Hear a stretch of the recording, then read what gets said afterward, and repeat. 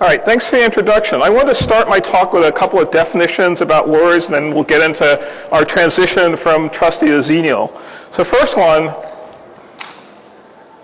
so EOL, end of life. Who doesn't love the end of life of something? You have an old piece of software, it's been an old buddy for years and years, and now it's gone. You get to meet your new best buddy, your new friend. So upgrade. Now, who doesn't love thinking about upgrades? So you have a piece of software, it works perfectly fine. You're going to replace it with a new piece of software that also works. And now you get to do that adventure of compatibility testing. So does this thing continue to do the thing I expect it to do? And now, painless transition. So these are the last words spoken by any manager. These are for all the managers in the room. And any meeting about transitioning from one piece of software to another. We need to have a painless transition for all of our users. Now, April 2016, that's when I started at Netflix. I was hired to run the performance engineering group. It was also the same month that Xenial got released. So Netflix was a big trusty shop, and Xenial had just appeared on the scene. It was pretty clear we were going to have to move to Xenial at some point. And my boss, Coburn at the time, came to me one day and said, so Ed, it looks like Trusty is about to be EOL'd. And it looks like we're going to have to upgrade from Trusty to Xenial. And whatever we do, it needs to be a painless transition for everyone who works here.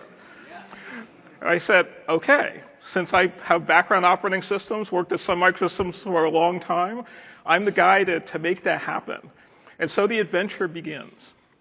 Now, for this transition from Trusty to Xenial, you need to start by looking at what are the constraints that you have to work under in order to make it all happen. So in our case, as everyone knows, we run inside the Amazon cloud. We run between 150 and 180,000 virtual machines across 3 regions around the world. So one of the constraints here is I'm basically trying to upgrade 3 different data centers at different geographic locations. Obviously, we need to do this. We have a service that runs 24/7, supports millions of customers around the world. So we want to be able to do that without affecting any of those customers. The other thing that was a constraint is the different hardware that we ran on. So within Amazon, there are many different instance types.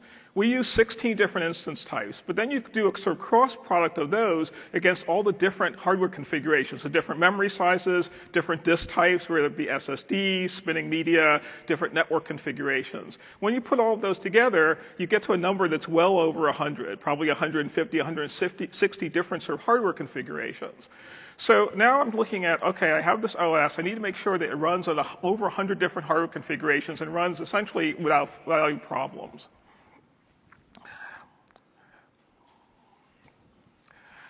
This is a picture of our microservice environment. So each of the boxes up here is basically a set of VMs, anywhere from 3 to over 1,000 VMs. And all of those things work together to provide you all of the service that happens from when you go to Netflix.com to when you press play. And as it turns out, the majority of this is probably Java, but we run this polyglot environment. So we run Java, we run Node, we run C++, we run Scala, we run Ruby. Pretty much you name it, we're running it inside this environment here. The only thing I have yet to find is Fortran, but I'm sure it's out there someplace. So one of the next constraints is you now have this polyglot environment of languages. And as you upgrade things, you want to make sure you don't break any of the runtime environments that people are using, because you don't know what the effects might be. They could be somewhere deep in the chain of events that happen in order to make the service work. The other constraint was we want to make sure not to slow down the innovation of our developers. So the big thing with Netflix is that we're constantly changing the service, whether it be introducing new features, doing A/B tests, or fixing bugs. We do about 4,000 deployments a day now. When I started, it was around 2,000, just over that. So the rate of innovation is continuing to increase. And you want your developers to be focused on that innovation and not on the fact that the OS has done something that has caused them to break. So one of the prime goals here is to make sure that they continue to work forward without having any problems. And last but most important is don't crash the service. It turns out we have outages every once in a while. Hopefully none of you have noticed these. Occasionally we do have these big outages. When Netflix goes down, people get a little bit weird. You can see the person over there on the left. They had to go out to Costco in order to buy food because they thought the apocalypse was coming. There are people who have to actually talk to their family members, and they haven't talked to them in months because they've been busy streaming things. So these were all the constraints that I started out looking at when we started this project. From there, you take your constraints, you want to say, so what's my strategy going to be? The way I think about strategy is it's around planning a journey. So for instance, going from California to Nashville here. You know what the destination is, and you need to try to understand what the route is going to be, what are the constraints around what sort of vehicles you could take, et cetera. So we wanted to step back and say, okay, we have these constraints. How are we going to get from where we are now, which is a running trusty, to where we want to be, which is running Xenial? Being a manager, I reduced that down into 3 simple steps so I could explain it to everybody. So the first thing was we decided to only really change the things that were really needed to be changed. And one of the constraints we had is that the OS group was only 2 people. So it wasn't where I was in a place where I could say, okay, let's go start writing device drivers or doing other major changes to the system. We had to be really focused on the types of things we changed. We were very selective about architectural changes. And in fact, we decided to do no coding changes at all unless we were really forced to go do that. We focused on using the LTS version of Ubuntu and not trying to modify things unless it was really unavoidable. The second thing that we did is we made sure to get things working internally first. We were lucky in that as a web-based service and not having hardware that we had to ship on a particular date, we could take our time to really get things working within the OS group and make sure that they were ready to roll out to a set of users before getting a lot of pressure to move forward. That being said, we had a set of friends that we wanted to work with. So if you think back to that chart I showed of all different services, we picked a small set of services that we wanted to work with very closely. So think of them as sort of pre-alpha users.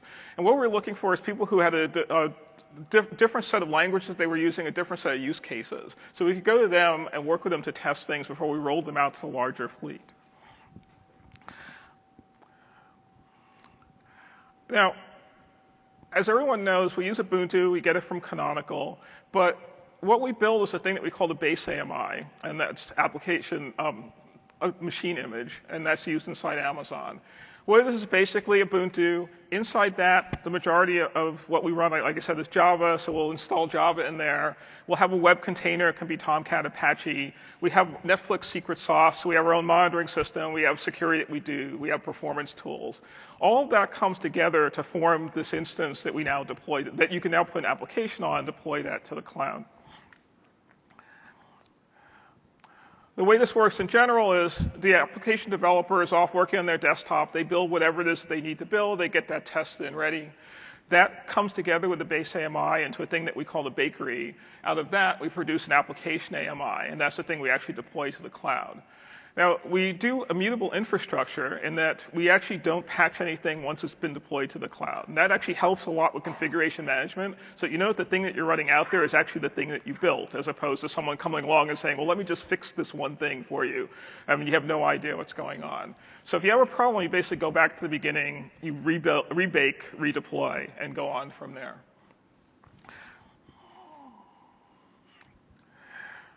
Now, the other thing that we focused a lot of time on was making the lives of our developers as easy as possible. So we want your developers to only focus on their applications, their application environments, and then we as the OS team want to handle the rest of the details.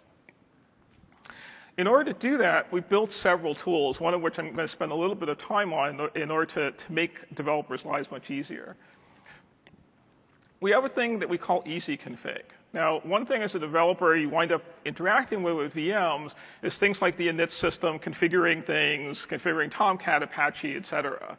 What we wanted to do is to try to remove that as a piece of complexity from the developers. And so we have a tool called EasyConfig, which takes a meta language that describes how you want these things to be configured. So if you think about it from a developer perspective, your system may be running, System 5 init. It could be running daemon tools, Upstart. It could be running all kinds of things.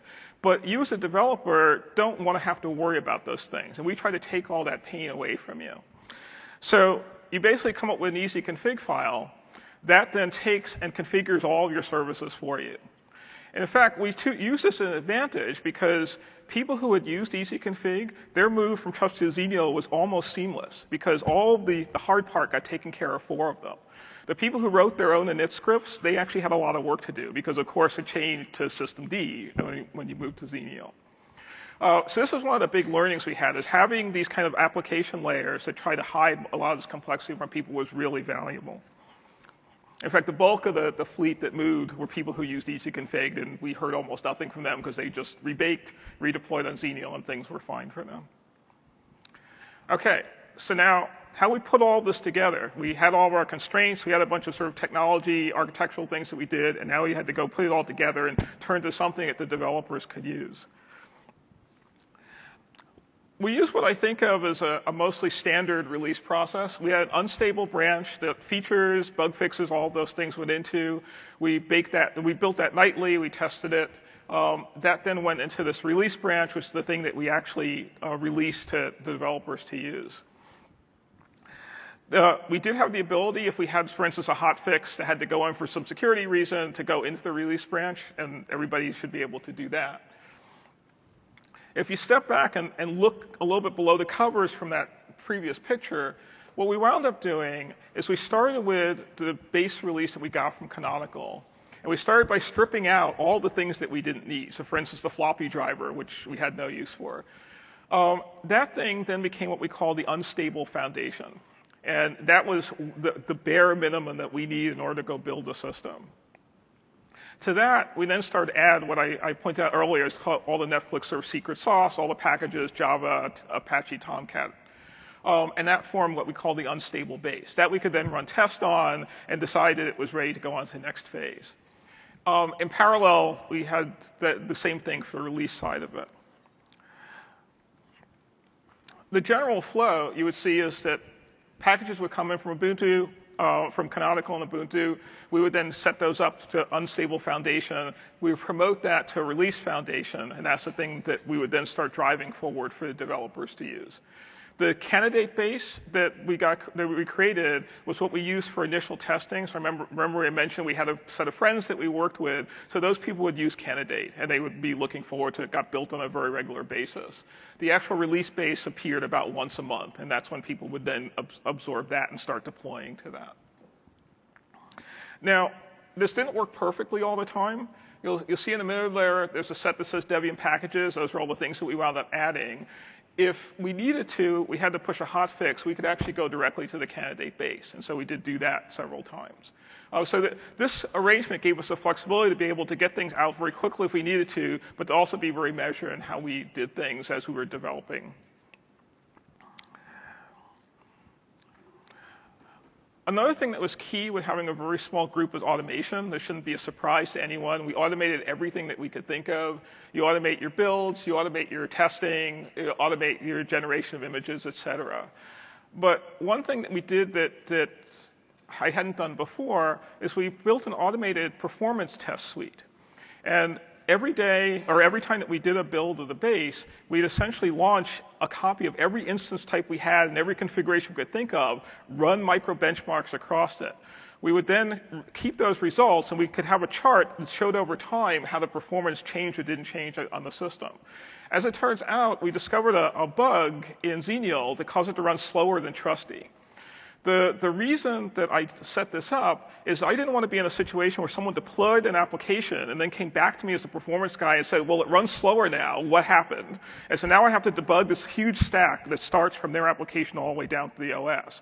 This way I could be in a position of saying, OK, I know that the OS has the same performance as the thing that you just had. So whatever your problem is probably further up in the stack. I can go dig in from there.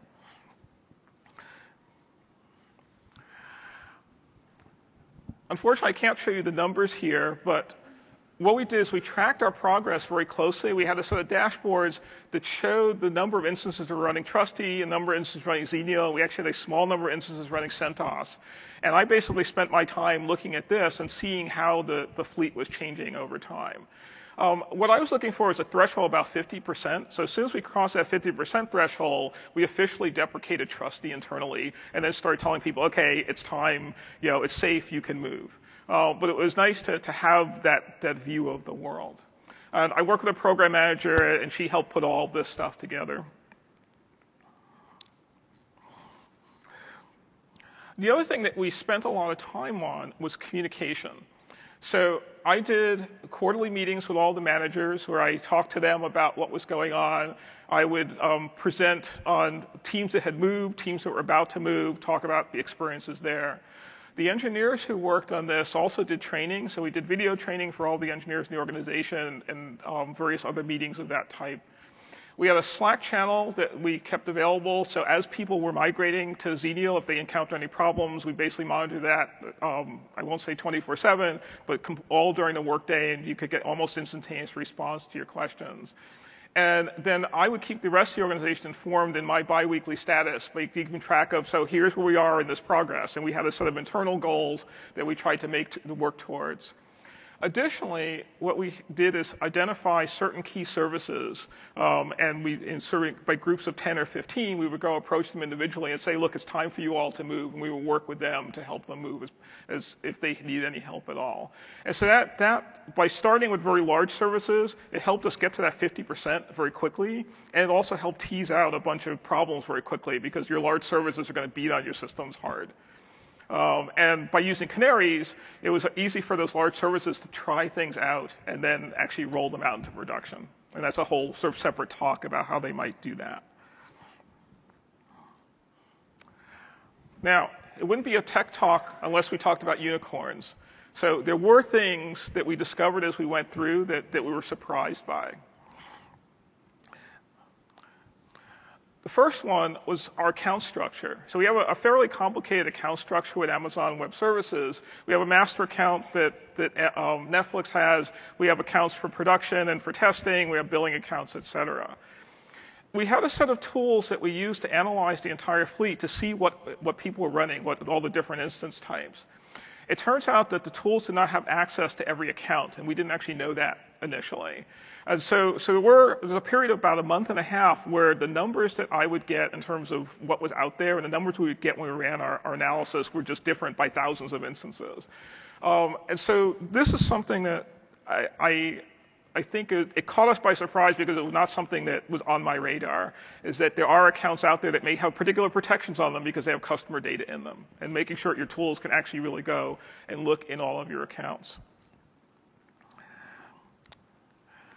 The other thing that caught us by surprise was changes in the organizational structure. I said earlier we spent a bunch of time communicating with people, sending out mail, doing talks, et cetera. What we discovered very late in the process is, well, people leave. And when those people leave, they take knowledge with them about things that are in progress. And we discovered one poor program manager who got mail from us saying, okay, Trusty is EOL, do you need to be moved in the next week? And she's like, what are you talking about? I don't know what this is. And it turned out that the person who knew about it had left the company and not passed on information. So despite our attempts to really communicate all these things very clearly, we did run into those problems. So sort of summarizing what the journey was, it took about a year and a half to kind of get the majority of the fleet moved over. The first thing was we spent a lot of time planning and really trying to think about everything that could go wrong. As it turns out, outside of a few things that I've talked about, there were very few surprises on the technical side. We did spend a lot of effort really just with the engineers, with different teams, really understanding what their needs were. And then also trying to push people to use tools like EasyConfig, which we knew would make their lives much easier going forward. And that really helped a lot. The other thing, so this is the Ubuntu timeline going back for a very long time. We use this as an opportunity to think a lot about the future. So in the time that we moved from Trusty to Xenial, Bionic got announced and was going to appear. So we know at some point Xenial is going to get EOL. We need to move to Bionic. So we use the time in this first transition to think about, okay, how are we going to move to new releases as they come out? And we did some restructuring. So for instance, right now we have a classic version of the AMI, so basically the thing that everybody is used to. But we also now have a minimal version of the AMI that only has the bare minimum stuff you need in it in order to boot a system. And what I see in the future is that we may want to do more specific application-oriented AMIs. And this is now laying the groundwork for that. And we've done that in a way that's essentially transparent to all of the developers, right? So we can start to do that in the future.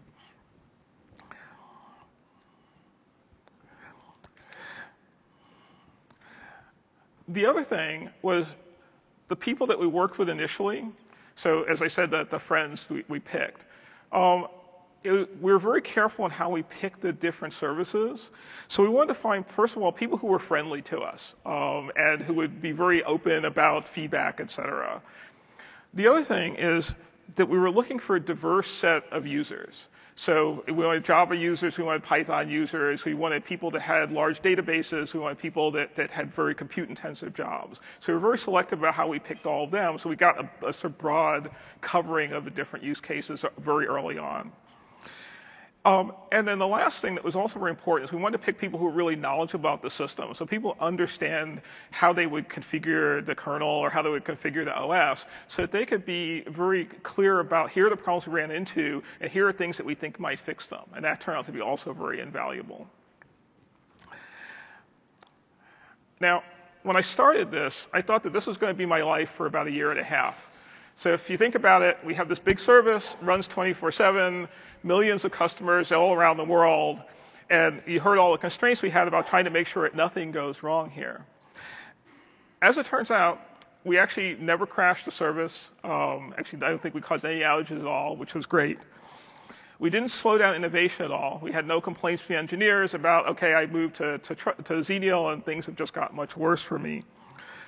And the biggest benefit we had at the end is that when Bionic got released earlier this year, we were ready to deploy it essentially a month after it was released. So Trusted Xenial took over a year. Xenial to Bionic, we were ready in about a month or so. So all that groundwork that we laid put us in a really good position. So for me, ready for vacation. And I can take questions now.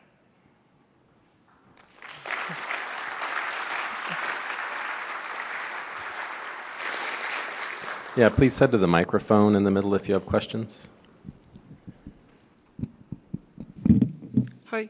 Hi. My question is, how frequent do you guys deploy? And you also mentioned something about canaries.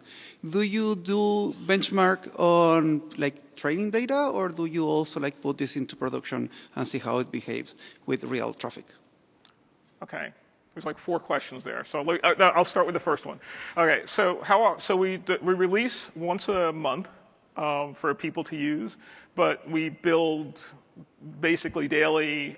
We do unstable releases like every 2 weeks that we then go test. But the main release that people can use is once a month. Then the canary question was? Do you try this with just testing data, or do you actually put it in production? No, that's why we have customers. We use them. With the canary.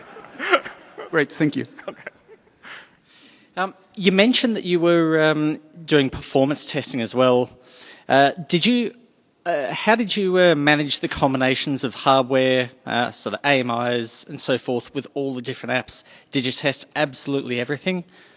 So we did not do application testing. These were all micro benchmarks. Okay. And the person who works for me, we have like the largest fleet. If you look at a breakdown of all the different cluster sizes, we have one of the largest ones just doing this. So my sort of localized bill for Amazon has gotten way bigger recently. But yeah, we basically just launch as many instances as we can. We wind up launching multiple instances because there's variation between them. And then you average those together, and then you start to plot that. Thanks. So there are unfriendly people at Netflix? I'm sorry? There are unfriendly people at Netflix? No, I'm kidding. My question is mostly, so the people who are friendly that you mentioned, yes. Whatever kinds of tests they were running and whatever tests you were running, I assume they are automated? Not necessarily, right? So for instance, one of the groups was the Atlas group who does internal monitoring. and they would basically put this into production. But it's an internal system, so if there were problems, hopefully that would have a smaller effect. But they ran a big cluster of several thousand machines, so similar to so what they would do is they'd canary a few instances. So was there anything preventing you from just trying to test on your own local instances of services that are probably not very friendly? We did test our own local instances, so we have our own test environment that's very small, but we actually find that testing in production yields the best results. Yeah, of course. Yeah. I was curious what kind of testing you did on the images. Sorry? So you mentioned you did performance testing, but you also did just image testing. Did you use some kind of tool for testing the AMIs you were baking? So we have a homegrown test suite that we use, and we're in the process of continuing to add more and more things to it. Some of it is just booting applications and getting them to do various things. We have a web container test, we have a Java test, et cetera.